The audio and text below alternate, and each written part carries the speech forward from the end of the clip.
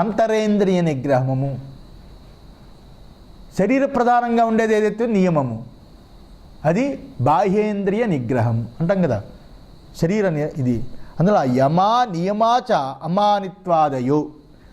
అమానిత్వాదులు యమము మరియు నియమము వాటి చేత తైహి ఆ రెండిటి చేత వాటి చేత జ్ఞేయం జ్ఞాయతే, జ్ఞేయాన్ని తెలుసుకోవడం సాధ్యం కాదు. ఈ అమానిత్వాదులు అనేవాడే యమనియమాదులు ఏవైతే ఉన్నాయో వాటి చేత జ్ఞేయాన్ని తెలుసుకోవడం సాధ్యం కాదు. భగవంతుడు ఏం చెప్తున్నాడు? మీరేం చెప్పారు? భగవంతుడు చెప్పబోతున్నాడు జ్ఞేయం యత్ తదు, ఆ జ్ఞేయాన్ని తెలుసుకో, ఆ జ్ఞేయమనే దానిని తెలుసుకో అని మీరు అన్నారు కదా. వీటితో ఆ జ్ఞేయాన్ని తెలియబడుతుందా? ఈ అమానిత్వాదులు వాటి చేత జ్ఞేయం తెలియబడదు కదా అని పూర్వపక్షి అడుగుతున్నాడు. అది అమానిత్వాదులు యమము నియమే కదా, శరీర ప్రధానమైన నియమము, మన ప్రధానమైన యమమము, వాటి చేత ఎలా తెలియబడుతుంది అంటే నహి అమానిత్వాది. ఇంకా అదే అడుగుతున్నాడు, పూర్వపక్షి అడుగుతున్నాడు. నహి అమానిత్వాది కస్యచిత్ వస్తునః పరిచ్ఛేదకం దృష్టం.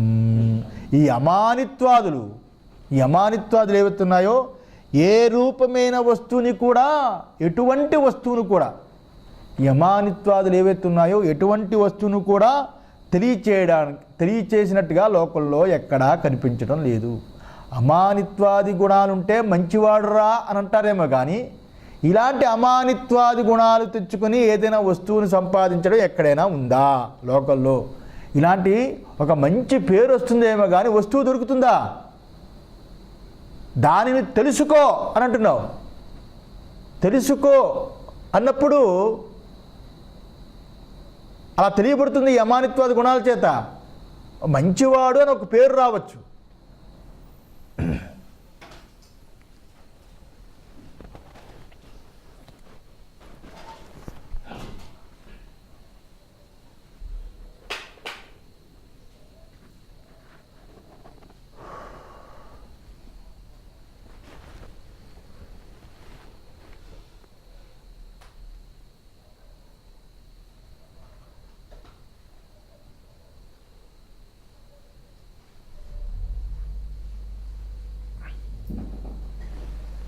కరెంట్ వచ్చిందా? వేసాడేంటి ఇప్పుడు?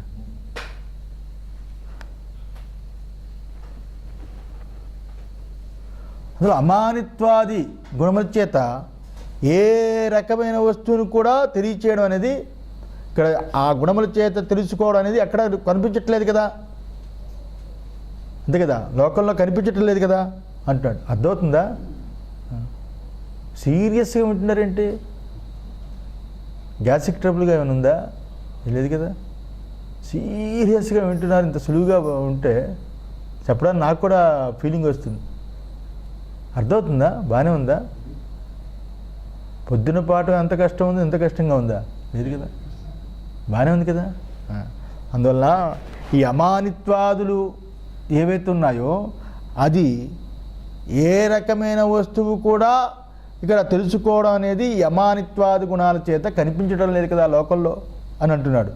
సర్వత్ర ఏవచ యత్ విషయం జ్ఞానం తద్యేవ తస్య జ్ఞేయస్య పరిచ్ఛేదకం దృశ్యతే.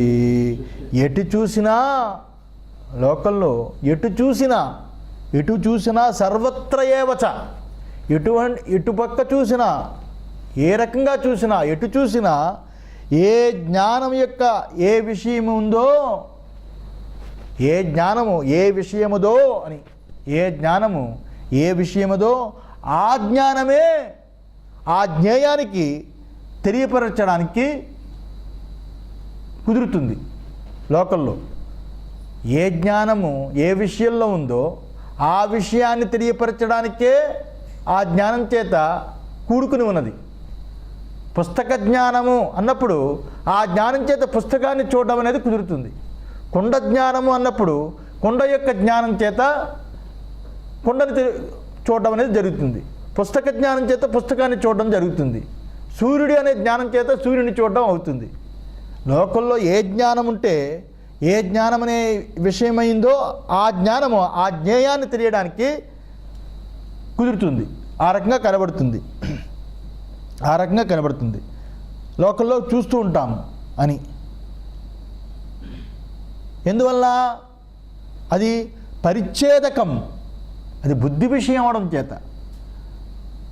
జ్ఞానం అనేది బుద్ధి విషయం కాబట్టి ఏ విషయం మీద మనకి జ్ఞానం ఉందో ఆ జ్ఞానం చేత జ్ఞేయాన్ని తెలుసుకుంటాం అని అర్థం. జ్ఞేయాన్ని తెలుసుకుంటాం. జ్ఞేయం అంటే పుస్తకం అనుకోండి, కుండ అనుకోండి. ఆ కుండ అనే జ్ఞేయాన్ని ఈ జ్ఞానం చేత తెలుసుకుంటాం. అది బుద్ధి విషయం అవడం వల్ల. నహి అన్య విషయేణ జ్ఞానేన అన్యత్ ఉపలభ్యతే. ఒక విషయం యొక్క జ్ఞానం కలిగితే మరొక దాన్ని తెలుసుకోవడం సాధ్యమవుతుంది. ఆ లోకంలో నహి అన్య విషయేణ జ్ఞానేన అన్యత్ ఉపలభ్యతే. ఒక విషయం యొక్క జ్ఞానం చేత మరొక దాన్ని తెలియడం సాధ్యం కాదు కదా. లోకంలో మరొక దాన్ని తెలుసుకోవడం అనేది సాధ్యం కాదు కదా. అంటే ఒక విషయాన్ని తెలియచేసే జ్ఞానం చేత ఇంకొక విషయం తెలియదు కదా, తెలియబడదు కదా. ఏ రకంగా అంటే ఇక్కడ లోకంలో కన్ను అనే జ్ఞానము రూపాన్ని చూస్తుంది, స్పర్శను తెలుసుకోలేదు కదా.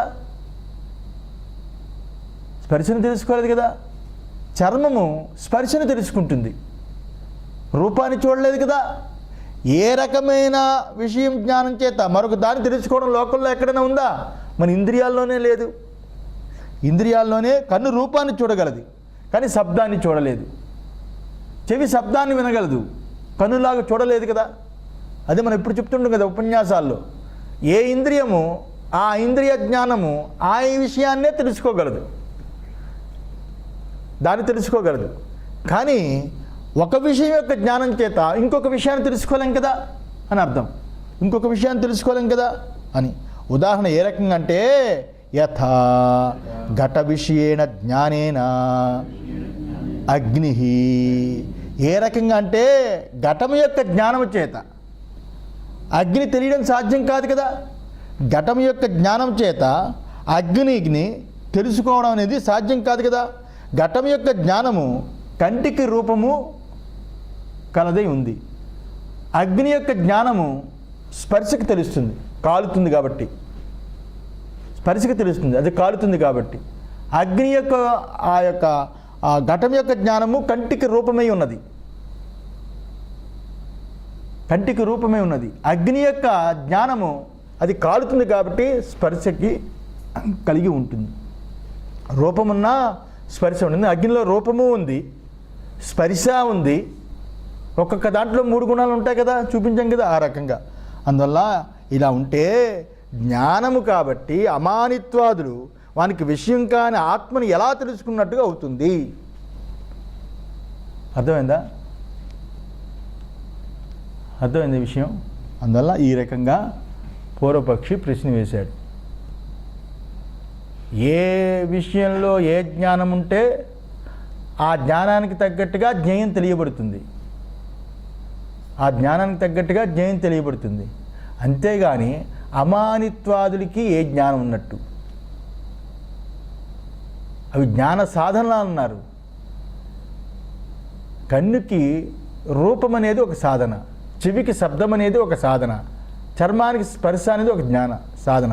ఇవి జ్ఞాన ఇంద్రియాలతో కూడుకుని అవి జ్ఞాన సాధనాలంటే బాగుంది కదా. మనస్సుకి వృత్తుల ద్వారా ఇంద్రియాల విషయాన్ని గ్రహించడం అనేది సాధన, బాగుంది. మనస్సుకి వృత్తి కలిగింది అనుకోండి, ఏ కన్ను నువ్వు స్పర్శించు అంటే అది విఘాతం కదా. అంతఃకరణ వృత్తులకి అంతఃకరణకి ఆ ప్రేమ కలిగినా ఏ కన్ను నువ్వు ఒకసారి స్పర్శించు అంటే ఆ కన్నుకి ఆ గుణం లేదు, ఆ జ్ఞానం లేదు. దానికి ఏ జ్ఞానము ఉన్నదో ఆ జ్ఞేయాన్నే తెలుసుకోగలదు. మీరు అమానత్వాదులు జ్ఞాన సాధనాలు అంటున్నారు కదా. విషయాన్ని తెలుసుకోవడానికి ఇంద్రియ సాధనాలు ఎలాగో జ్ఞానేంద్రియాల సాధనలు, అలాగే ఆ ఆత్మ విషయాన్ని తెలుసుకోవడానికి జ్ఞాన సాధనాలు అంటున్నారు కదా. ఎలా కుదురుతుంది అని అడుగుతున్నాడు సిద్ధాంతి. స ఏష దోషో జ్ఞాన నిమిత్తత్వాత్ జ్ఞానముచ్యతే. నా ఏష దోష, నేను చెప్పే దాంట్లో ఏ దోషము లేదు, నేను చెప్పే దాంట్లో ఏ దోషము లేదు. జ్ఞాన నిమిత్తత్వాత్, ఎందువల్లంటే అవి జ్ఞానానికి కారణమై ఉండడం వలన. అమానిత్వాది గుణాలు ఏవైతే ఉన్నాయో అవి జ్ఞానానికి కారణమై ఉండడం వల్ల జ్ఞానం ఉచ్యతే. ఈ అమానిత్వాది గుణాలు జ్ఞానమని చెప్పబడింది, అంటే జ్ఞానమని ఇక్కడ చెప్పాము. నిజంగా ఇవి జ్ఞాన సహకార కారణత్వాత్ చ, నిజంగా చెప్పంటే జ్ఞానానికి సహకార కారణంగా ఉండడం చేత ఇక్కడ జ్ఞానమని చెప్పామే కానీ అవి డైరెక్ట్ జ్ఞానం కాదు. అవి జ్ఞాన సాధనాలు ఎలాగయ్యాయి? మానిత్వాన్ని కూడుకున్న అంతఃకరణ వృత్తి మానిత్వాన్ని కోరితే ఈ మానిత్వం అనేది జ్ఞానానికి జ్ఞేయమైన బ్రహ్మమును తెలుసుకోవడానికి ఈ మానిత్వం అడ్డు అని, మానిత్వాన్ని తీసుకోవడానికి అమానిత్వం, దంభిత్వాన్ని తీసుకోవడానికి అదంభిత్వం.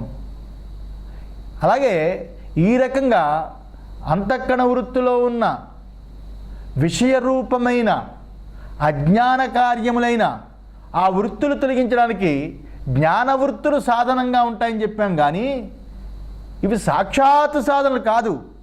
జ్ఞానము పరిపక్వమై తత్వానుభవం కలగడానికి ఇవి సహకార సాధనగా ఉంటాయి. తత్వజ్ఞానం కలగడానికి సహకార సాధనగా ఉంటాయి. అంటే బాహ్యమైన అజ్ఞాన కార్యమైన లేనిది ఉన్నట్టుగా కనిపించే ప్రపంచ విషయాల యందు ఈ అజ్ఞాన రూపమైన మానిత్వము దంభిత్వము వీటితో కూడుకున్న ఆ వృత్తులు వాటికి పనికొస్తాయేమో కానీ, ముందు చెప్పారు కదా భగవత్పాదులు, సంసారానికి పనికొస్తాయేమో కానీ అసంసారి అయిన బ్రహ్మమును తెలుసుకోవడానికి ఆ వృత్తులు, ఆ సాధనలు, ఆ ఎరుకలు దానికి పనికిరావు. అది అమానిత్వాది సాధనతో కూడుకుని ఆ జ్ఞాన సాధనలు ఉంటేనే ఈ బ్రహ్మమును తెలుసుకోవడానికి కుదురుతుంది. అందువల్ల దాని దృష్టితో జ్ఞానము అని అన్నాము. జ్ఞానం అంటే సహకారి సాధనలు అని అర్థము. జ్ఞాన సహకార కారణత్వాత్, సహకారి కారణత్వాత్. అర్థమైందా? జ్ఞేయం యతత్ ప్రవక్ష్యామి యజ్ఞాత్వామృతమశ్నుతే అనాదిమత్పరం బ్రహ్మ నసత్తన్నాసదుచ్యతే. జ్ఞేయం యతత్ ప్రవక్ష్యామి యజ్ఞాత్వామృతమశ్నుతే అనాదిమత్పరం బ్రహ్మ నసత్తన్నాసదుచ్యతే. జ్ఞేయం యతత్ ప్రవక్ష్యామి, హే అర్జున ఏది జ్ఞేయమో దాన్ని చెబుతాను. ప్రవక్ష్యామి భవిష్యత్, ఏది జ్ఞేయమో దానిని నేను చెబుతాను. యజ్ఞాత్వా అమృతమశ్నుతే, యజ్ఞాత్వా అవ్యయం, దాన్ని తెలుసుకుంటే అమృతం కలుగుతుంది, అమృతత్వం పొందవచ్చు.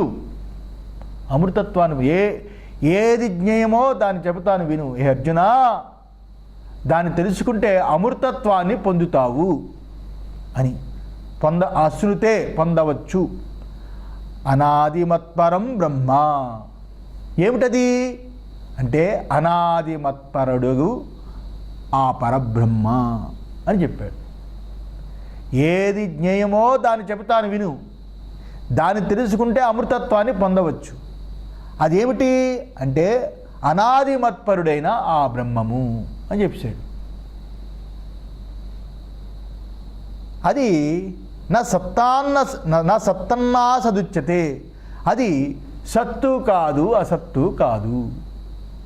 ఈ 5 జ్ఞాన సాధనాలు, ఈ 5 శ్లోకాలు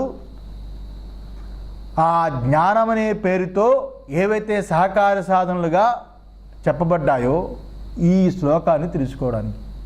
ఇంతే శ్లోకం. ఇంత సాధన చేయించి భగవంతుడు ఒక్కసారి చెప్పాడు, ఏ జ్ఞేయమో దాన్ని చెబుతాను విను, ఎందుకంటే నువ్వు సాధన చేసావు. అమానిత్వాది గుణాలన్నీ సంపాదించు. ఆ జ్ఞానం చేత, ఆ జ్ఞాన సాధనాల చేత నీకు జ్ఞేయాన్ని చెప్తాను, విను. ఆ జ్ఞేయము తెలుసుకుంటే నువ్వు అమృతత్వాన్ని పొందుతావు. ఏమిటి ఆ జ్ఞేయం అంటే? అనాదిమత్పరుడైన బ్రహ్మము అని చెప్పాడు. ఆ బ్రహ్మము సత్తు కాదు, అసత్తు కాదు అని శ్లోకార్థము ఈ రకంగా ఉన్నది. భాష్యం. జ్ఞేయం జ్ఞాతవ్యం యత్ తత్ ప్రవక్ష్యామి ప్రకర్షేణ యథావతు వక్ష్యామి. ఏది జ్ఞేయమో, ఏది తెలుసుకోదగిందో దానిని ప్రవక్ష్యామి చెబుతాను. ప్రకర్షేణ అంటే బాగా, ప్రవక్ష్యామి, వక్ష్యామి, ప్రవక్ష్యామి. ఉపసర్గ. అంటే ప్రకర్షేణ బాగా, చక్కగా, పూర్తిగా అని అర్థం. వక్ష్యామి చెబుతాను. ప్రవకర్షేణ అంటే ఇక్కడ అర్థం చెప్పారు శంకరాచార్యులు, యథావత్ వక్ష్యామి, ఉన్నది ఉన్నట్లుగా చెబుతాను. ఏ దాపరికం లేకుండా ఈ 4-5 శ్లోకాలలో చెప్పిన సాధన, జ్ఞాన సాధనలు చేసిన వాళ్ళకి ఏ దాపరికం లేకుండా యథావిధిగా చెబుతాను. వక్ష్యామి. కిం ఫలం?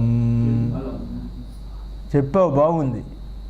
చెప్పిన తర్వాత, విన్న తర్వాత నాకేం ఫలం? కిం ఫలం, దానివల్ల నాకేం ఫలం?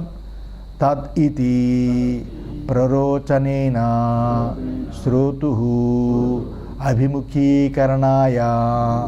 ఆహా, దానికి ఫలం ఏమిటి అంటే దానిని తెలియపరిచి దాని యందు ఆసక్తిని పుట్టించడానికి భగవంతుడు అర్జునుని నిమిత్తంగా చేసుకుని రాబోయే కాలంలో కలియుగ ప్రజలకి జ్ఞాన సాధనలు తక్కువగా ఉంటాయని జ్ఞాన సాధనలు చెప్పి, అంత కష్టపడి జ్ఞాన సాధన చేసే సాధకులు ఎవరైతే ఉంటారో అర్జునుని నిమిత్తంగా పెట్టుకుని వాళ్ళందరికీ కూడా ప్రరోచనార్థం, వాళ్ళకి దాని యందు రుచి పుట్టించడానికి, అభిముఖీకృత్య దాని యందు పూర్తి అభిముఖుడై ఉండాలని ఈ ఉద్దేశం చేత భగవంతుడు ఈ రకంగా ఆహా చెబుతున్నాడు. యజ్ఞేయం జ్ఞాత్వా అమృతం అమృతత్వం అశ్నుతి నా పునః మ్రీతే ఇత్యర్థః.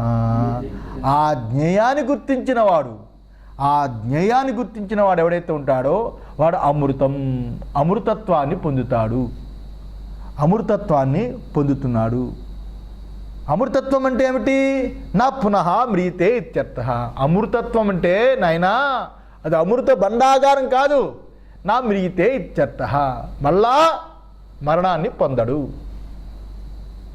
మ్రియతే అంటే మరణం, అమృతము అంటే మృతము అంటే మరణము, అమృతము అంటే మరణము లేనిది, దాన్ని పొందుతాడు అని చెప్పాడు. రేపు చెప్పుకుందాం. ఓం సహనా భవతు సహనో భునక్తు.